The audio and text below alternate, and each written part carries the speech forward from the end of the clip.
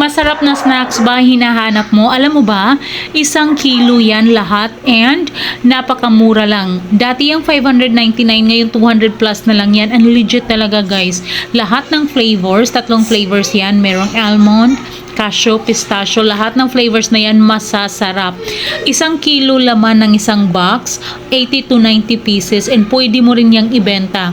May nagbenta sa amin, lagi siyang nasusold out. Yan, dahil naman kasi masarap siya, pwede mo rin yang pang giveaway sa my birthday, pwede mo rin yang pang snack sa anak mo, sa mga pamangkin mo, or sa mga friends mo. Kung kumakain ka ng cornetto, ito yung pinakadulo ng cornetto, di ba?